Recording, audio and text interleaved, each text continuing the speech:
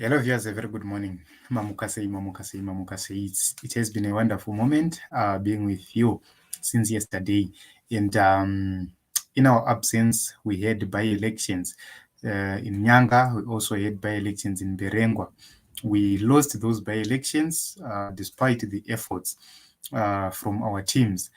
We had wonderful mobilization programs, but we lost the elections. So we need to take a look on what really transpired, what really happened in Nyanga and as well as Mberengwa. And we need to take a look on the issues raised by Citizens Coalition for Change at this moment in time. So there were some issues which were being complained.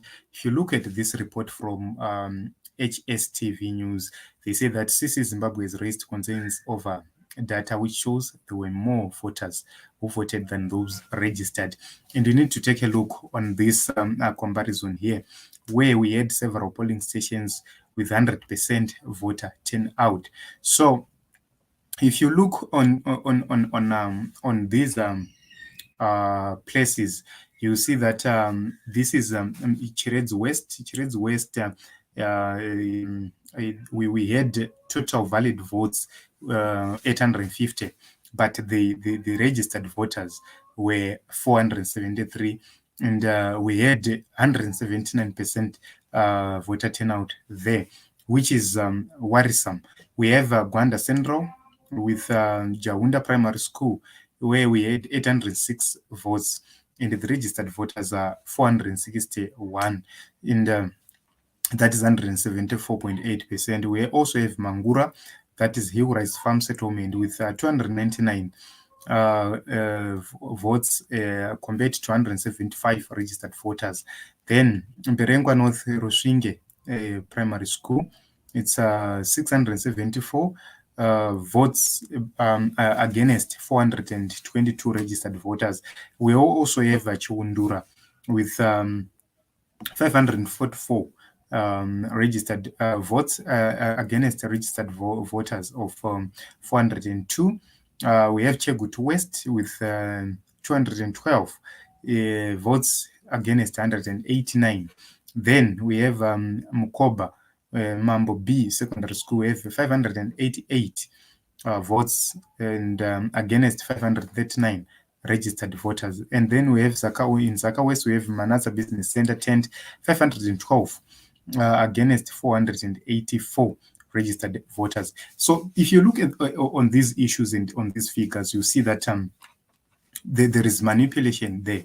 There is obvious manipulation. There is a manipulation which need to be stopped.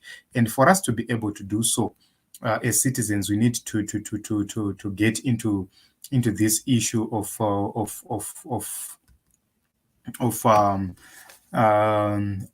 participating. We need to participate fully in these elections. We need to be part of these elections. We need to be polling agents. We don't need to expect any payment from CCC. We need to sacrifice ourselves to be election agents and also to save the purpose and save the party. So if you look on these issues, these are part of the contributions, part of the reasons why ZANU-PF continuously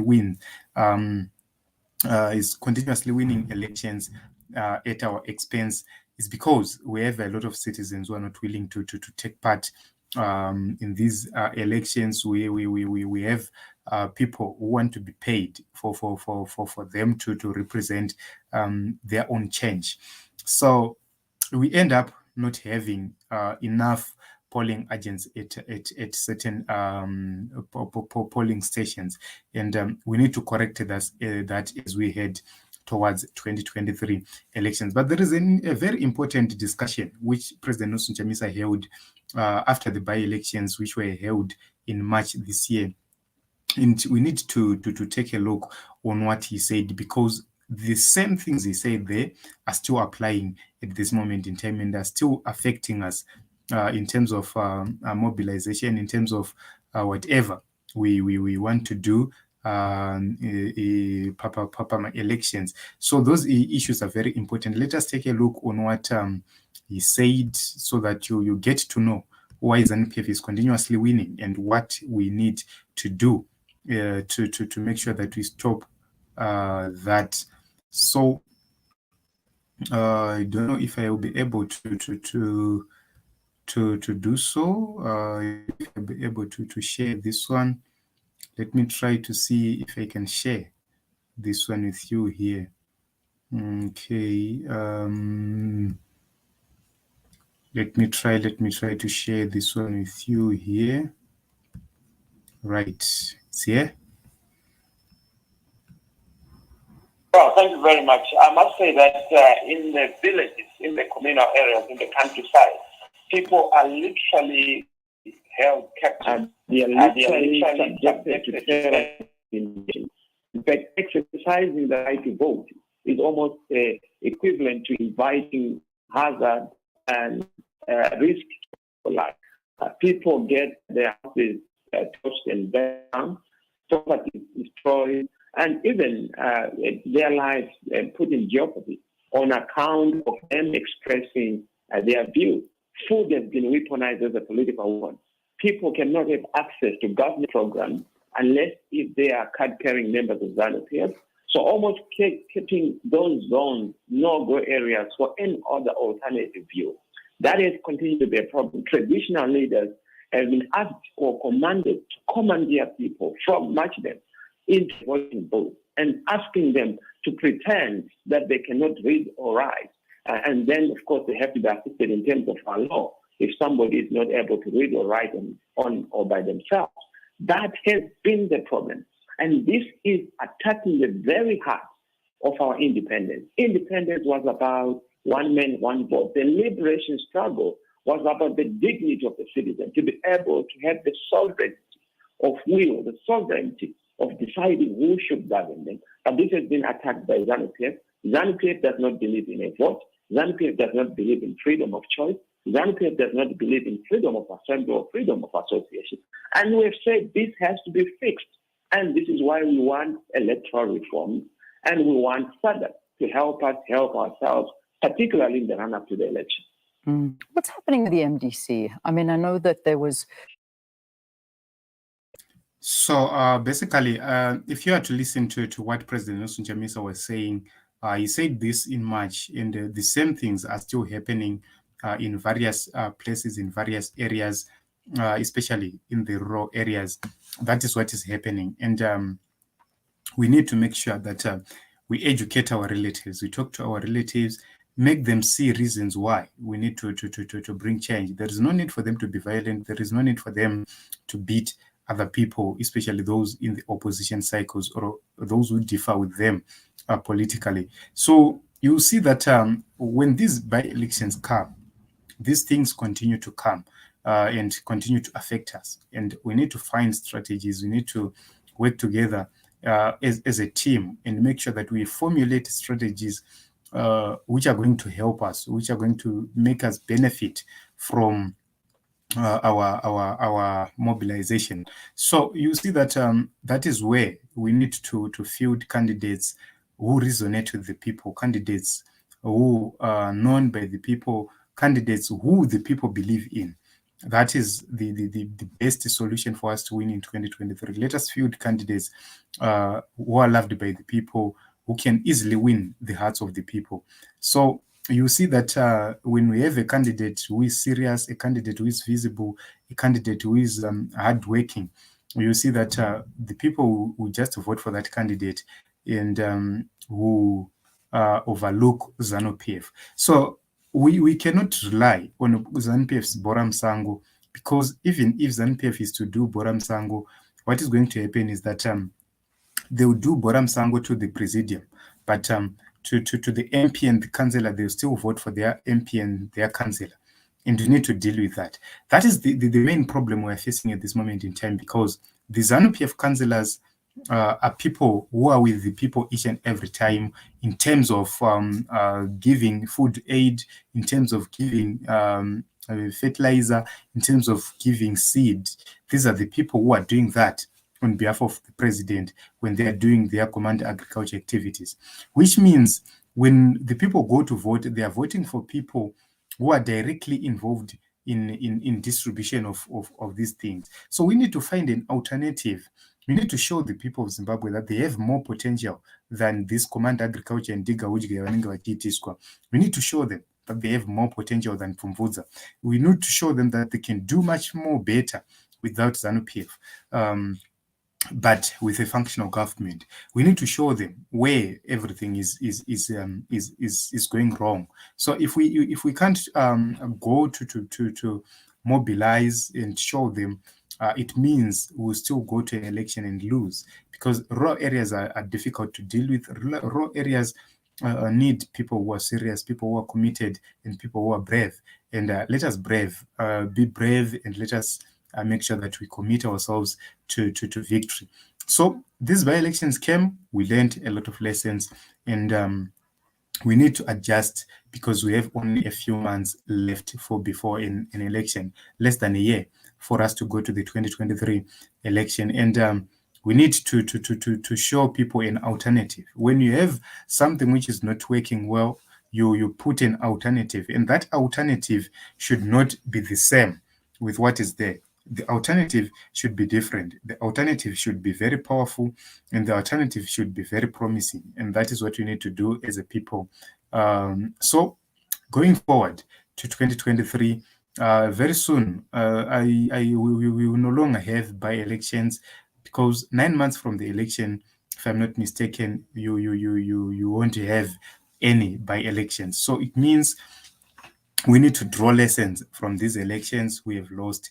And after drawing some lessons from these elections we have lost, we need to go back to the drawing board.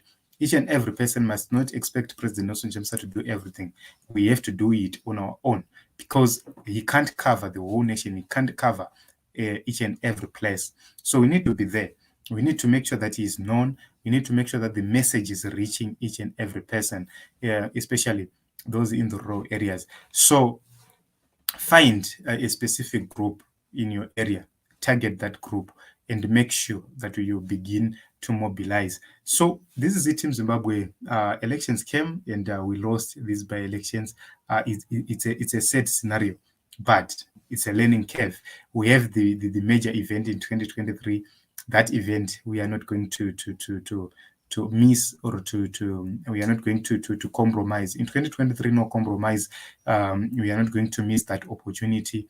We really need to win this election, and we need to win the parliamentary, the council election. Then we know very well that we have won the presidency. So the president is known, the president is loved, the president is popular, but the team needs to be upgraded. The team needs to be panel beated, so that they fit into President Nelson Chamisa's vision. It's not about positions. It's not about me being a councillor. It's not about me being an MP. It's about change coming. It's about bringing change. If there's somebody better than me, and I don't need to contest with him, I need to let that person win. I need to campaign for that person who is better than me. So that is the culture, that is the spirit we need to develop within Citizens Coalition for Change. We don't need to fight for positions. There are people who know very well that they cannot debate in parliament. There are people who know very well that they cannot speak or represent in parliament, but they still want to contest with other people with capabilities to debate and with capabilities to speak in parliament. So you see, Kuti, the parliamentary election should be different from all other elections, especially from the council election, because in parliament we need robust people, we need serious people, we need people who can be ministers, we need people with ideas, people who can actually develop a better nation if they are made ministers. So we need a team, a viable team, which is going to deliver change in 2023. I hope we are going to work together as a team. We'll continue to mobilize together and make sure that we win these elections. But one last word is that social media presence in the rural areas is very, very, very limited. People are in the groups, but they rarely see these messages in time because of network challenges. So let us formulate strategies. Let us send text messages to our relatives. Let us call our relatives and begin to mobilize them. Let us mobilize at family level, and that is going to work. Because if I approach a family, I talk to a family, we understand each other more than talking to a group of people, because when you're talking to a group of people, somebody might just arise and begin to attack you, and you begin to confront each other, and at the end of the day, you've lost the mission. So, but if you approach family by family, begging for the votes, talking to the people, making people see reasons why we need change, you see that you make more progress than going to the rallies. Because when we are going to the rallies, we have limited time, we have limited opportunities. So let us begin grassroots mobilization, where we are visiting each and every family, talking to each and every family about what needs to be done. That is the least we can do as a people. I witnessed it, I experienced it, and I loved it. It was a wonderful moment. You know, unosvika pakuti you end the conversation vanhu vachiri kuda kuteerera kuti what are you really saying, because munenge mune zvakawanda zvekutaura. That is the strategy we must adopt. So it can't be done by the CCC leaders. It needs to be done by you. It needs to be done by me. Iwewe neni toenda kunzvimbo dzese dzatiri, we begin to mobilize from there, we begin to talk to families from there, zvinhu zvotanga kufamba zvakanaka. And you see kuti patinosvika pa-election in 2023, the results will be different from the by-elections dzatiri kuona idzi. So CCC haisi kurohwa isina something. CCC is not so far, is not too far from winning elections. If you look at various polling stations or various results which I witnessed today, you can actually agree that CCC does have support. CCC does have presence in various areas, and a lot of people are believing in them. And the probability that we can do much more better is very, very, very, very high. And this has been confirmed by what I have been seeing and what we have been seeing on the ground together as a people. So there is no need for us to fear. There is no need for us to fret, because change is coming, and the results were so good. The results were so commendable, because you could actually see we have numbers. It's just that we need to dig deeper. We need to mobilize more, and that means we have more numbers, because ZANU-PF traditionally does have limited numbers. Numbers ZANU-PF. So if we are to dig deeper, you'll see at the end of the day, we have more numbers, we have more people coming on board, more people supporting the cause, and more people voting for change. So these are my observations. I don't know what you think. In the comment section, let us have a discussion. What do you think should be done, and what should we do?